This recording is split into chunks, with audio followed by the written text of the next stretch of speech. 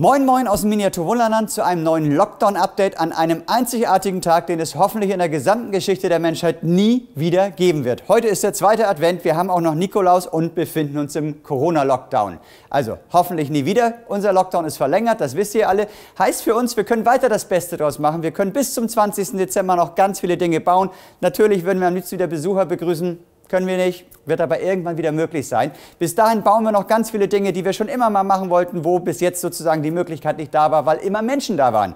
Wir haben den Fußboden neu gemacht, die Anlage ist wieder zu sehen, wir haben alles entstaubt, wir haben die Züge repariert und noch vieles mehr, aber das schaut ihr euch am besten in diesem Video an.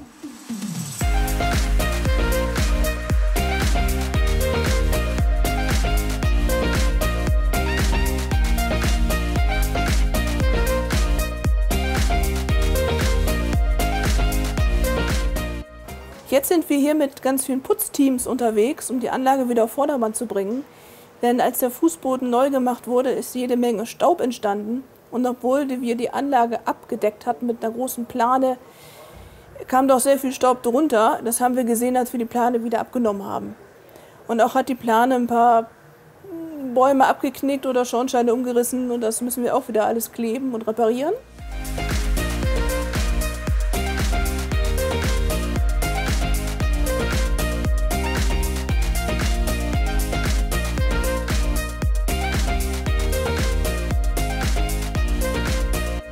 So, wir haben jetzt die Aufgabe, hier die Gleise auszutauschen im Schwarzburg, in Mitteldeutschland, weil das ist einer der ältesten Bauabschnitte.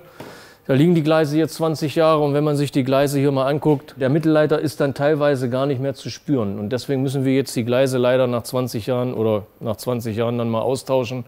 Das ist ja auch ein ganz schöner Aufwand. Gleise rausnehmen, einpassen, wieder einbauen, gucken, dass das Ganze funktioniert und passt und vor allen Dingen, dass hinterher kein Kurzschluss drauf ist.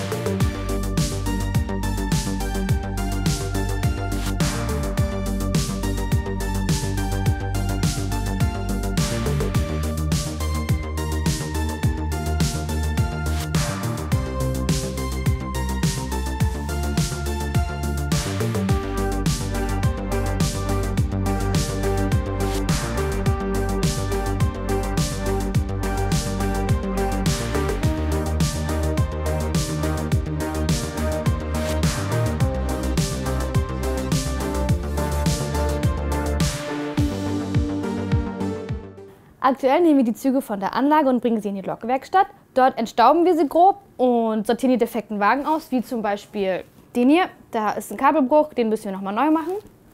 Anschließend bringen wir die Züge wieder auf die Anlage.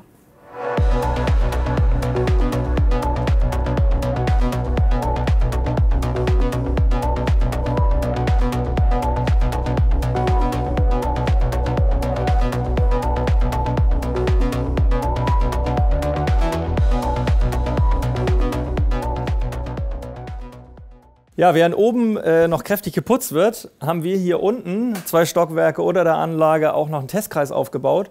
Der gibt uns nämlich erste Erkenntnisse für den zukünftigen Abschnitt Patagonien, den wir uns wünschen und vor allen Dingen die Art und Weise, wie wir da mit den Zügen fahren wollen. Wir wollen nämlich auf 2 verschiedenen Gleisen wieder fahren und es gibt eben auch Punkte, wo wir dann ein 3-Schienen-Gleis einbauen. Und das Abgefahrene in Patagonien ist wirklich, dass dieses 3-Schienen-Gleis teilweise so aussieht, dass eine der beiden Schienen oder eine der 3 Schienen, nämlich die mittlere Schiene, fast genau in der Mitte liegt. Also so schmal ist diese Schmalspur, wo da auch noch Züge drüber fahren.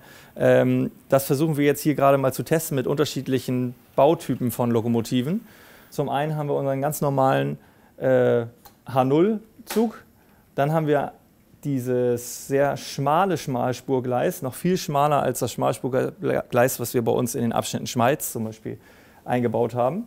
Und auf diesem Schmalspurgleis haben wir auch noch 2 verschiedene Züge, nämlich einmal einen Zug vom Bautyp H0E.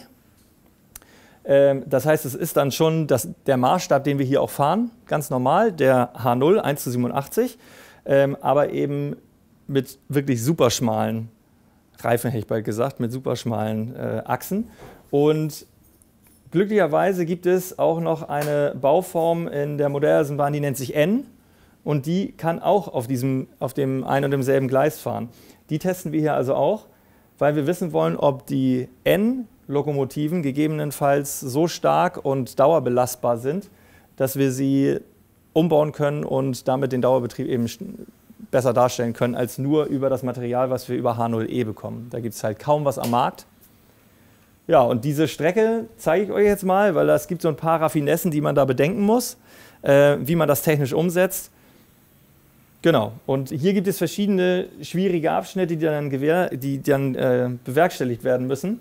Das ist zum einen hier eine Kreuzung, wo die Schmalspur einmal das Normalspurgleis kreuzt. Dann haben wir hier einen sehr langen Abschnitt, wo wirklich 3 Schienen entlang laufen. Und dann gibt es hier hinten eine Ausweiche, wo also aus dem 3-Schienen-Gleis wieder 2 Schienen werden. Und zwar ein sehr schmales Gleis und dann unser normal breites Gleis. Und um diese Ausweiche überhaupt erreichen zu können, muss hier auf der Mitte der Strecke einmal die Schmalspur von der einen Seite sozusagen auf die andere Seite umgesetzt werden. Also auch das hier wieder, das klingt immer alles so völlig selbstverständlich, aber da ist überhaupt nicht selbstverständlich, technisch das umzusetzen. Das muss man sich immer sehr genau überlegen, wie man dieses ganze Konstrukt also plant. Das ist nur ein winzig einfacher Kreis und trotzdem gibt es hier schon technisch sehr, sehr große Herausforderungen für das, was wir nachher brauchen.